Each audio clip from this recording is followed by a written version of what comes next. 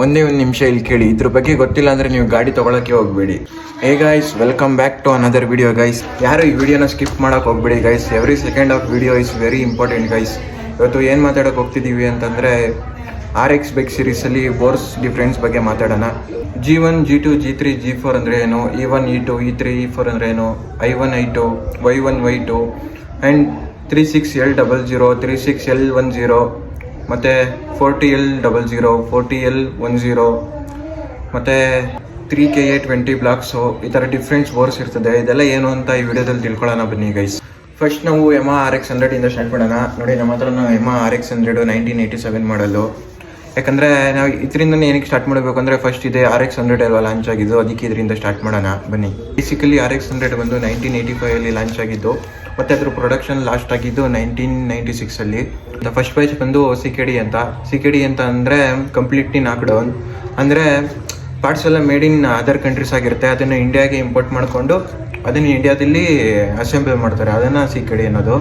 Basically first batch RX 100 ಬಂದಿದ್ದು Y1 ಬ್ಲಾಕಲ್ಲಿ, G1 ಬ್ಲಾಕಲ್ಲೆಲ್ಲ. ಆ Y1 block ಬಂದು made in Japan or Indonesia ಆಗಿತ್ತು, made in India ಆಗಿರಲಿಲ್ಲ. Y1 ಬ್ಲಾಕ್ಸಲ್ಲಿ import ಆಗಿ ಇಂಡಿಯಾದಲ್ಲಿ ಅಸೆಂಬಲ್ ಆಗಿದ್ದು. ಸ್ವಲ್ಪ ಜನಗಳಿಗೆ ಅಂದರೆ 1985 to 1986ವರೆಗೂ ಯಾರು ಬೈಕ್ ತೊಗೊಂಡ್ರು ಅವ್ರಿಗೆ ಮಾತ್ರ Y1 ಬ್ಲಾಕ್ ಸಿಕ್ತು. ಅವರು ತುಂಬ ಲಕ್ಕಿಯಾಗಿದ್ರು ಅಂದ್ಕೊಳ್ಳಿ, Y1 ಬ್ಲಾಕ್ ಸಿಕ್ತವರು. Y1 ಬ್ಲಾಕ್ ಕೂಡ 98cc. ಅದರಲ್ಲಿ ಸ್ಪೆಷಲ್ ಏನಂದರೆ ಮೆಟಲ್ ಕ್ವಾಲಿಟಿ ಮತ್ತು port timing little bill change ಇರುತ್ತೆ ಇಂಡಿಯಾ ಬ್ಲಾಕ್ಗೆ ಕಂಪೇರ್ ಮಾಡಿದ್ರೆ. ಯಾರಿಗೆ Y1 ಬ್ಲಾಕ್ ಸಿಕ್ತು ಅವರು ತುಂಬ ಲಕ್ಕಿ ಅಂದ್ಕೊಳ್ಳಿ. ಯಾರು ಕೂಡ ಬೈಕ್ನ ಸೇಲ್ ಮಾಡೋಕ್ಕೆ ಹೋಗ್ಬಿಡಿ, ಮತ್ತು ಅದು ಬೋರ್ ಕೂಡ ಯಾರು ಸೇಲ್ ಮಾಡೋಕ್ಕೆ ಹೋಗ್ಬಿಡಿ, ಇಟ್ಕೊಳ್ಳಿ, ತುಂಬ ವ್ಯಾಲ್ಯೂ ಇದೆ ಮುಂದೆ. ನಿಮ್ಮ RX 100 ಬೈಕಲ್ಲಿ ಬಂದು Y1 ಮತ್ತು 98cc 36L00 ಅಂತ ಬರ್ತಿದ್ರೆ ಅದು actually made in Japan bore ಆಗಿರುತ್ತೆ.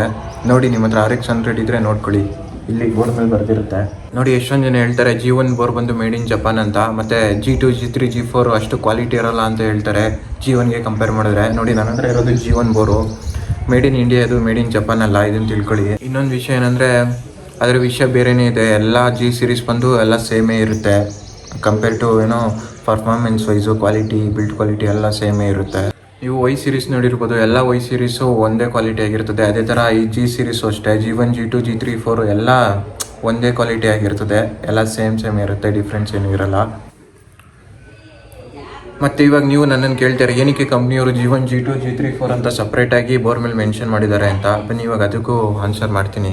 ಅವ್ರು ಏನಕ್ಕೆ ಆ ಥರ G1, G2, G3, G4 ಅಂತ ಮೆನ್ಷನ್ ಮಾಡಿದ್ದಾರೆ ಅಂದರೆ, ಒಂದು ಇಯರಿಂದ ಇನ್ನೊಂದು ಇಯರ್ಗೆ ಈ ಬ್ಯಾಚು ಮ್ಯಾನುಫ್ಯಾಕ್ಚರಿಂಗ್ ಆಗಿರೋದು ಅಂತ ಗೊತ್ತಾಗಲಿ ಅಂತ ಅಷ್ಟೇ ಈ ಥರ ಸ್ಪೆಸಿಫಿಕ್ಕಾಗಿ ಮೆನ್ಷನ್ ಮಾಡಿರೋದು G1, G2, G3, G4 ಅಂತ. ಮತ್ತು ಈ ಥರ G1 ಬ್ಲಾಕಲ್ಲಿ ಈ ಬ್ಯಾಚಲ್ಲಿ ಈ ಸ್ಪೆಸಿಫಿಕ್ ರಿಂಗ್ಸ್ ಮತ್ತು ಪಿಸ್ಟನ್ ಯೂಸ್ ಮಾಡಿದ್ದೀವಿ ಅಂತ ಗೊತ್ತಾಗೋಕ್ಕೆ ಈ ಥರ ಮೆನ್ಷನ್ ಮಾಡಿರ್ತಾರೆ G1, G2 ಅಂತ.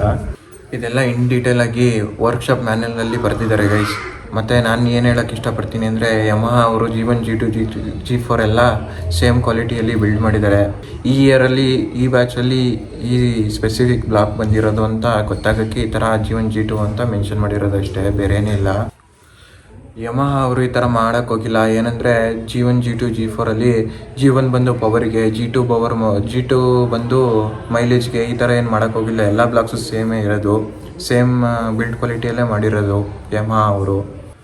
ಮತ್ತು ನೀವು ಬಂದು ಏನು ಥಿಂಕ್ ಮಾಡೋಕ್ಕೆ ಹೋಗ್ಬಿಡಿ ಗೈಸ್, ಯಾಕಂದರೆ G1 ಬಂದು ತುಂಬ ಚೆನ್ನಾಗಿರುತ್ತೆ, G2 ಬಂದು ಅಷ್ಟು ಚೆನ್ನಾಗಿರಲ್ಲ ಅಂತ. ಎಲ್ಲ ಸೇಮ್ ಕ್ವಾಲಿಟಿಲೇ ಇರುತ್ತೆ.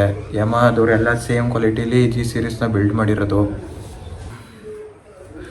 ಈ ವಿಡಿಯೋಲಿ Yamaha RX 100 ಬಗ್ಗೆ ಹೇಳಿದೆ, ಅದರಲ್ಲಿ ಯೂಸ್ ಮಾಡಿರೋ G ಸೀರೀಸು ಮತ್ತು Y ಸೀರೀಸ್ ಬಗ್ಗೆ ಹೇಳಿದೆ. ಇದರಲ್ಲಿ ಏನಾದರೂ ತಪ್ಪು ಹೇಳಿದರೆ ನೀವು ಕಮೆಂಟ್ ಮಾಡಿ ಗೈಸ್, ಏನಾದರೂ ತಪ್ಪು ಹೇಳಿದರೆ. ಮತ್ತು ನೆಕ್ಸ್ಟ್ ವೀಡಿಯೋಲಿ RXG ಮತ್ತು 135 ಬಗ್ಗೆ ಹೇಳ್ತೀನಿ. ಇನ್ನು ಯಾರು ಫಾಲೋ ಮಾಡಿಲ್ಲ, ಫಾಲೋ ಮಾಡ್ಕೊಳ್ಳಿ. ನೆಕ್ಸ್ಟ್ ವೀಡಿಯೋದಲ್ಲಿ ಸಿಗೋಣ. Thank you guys.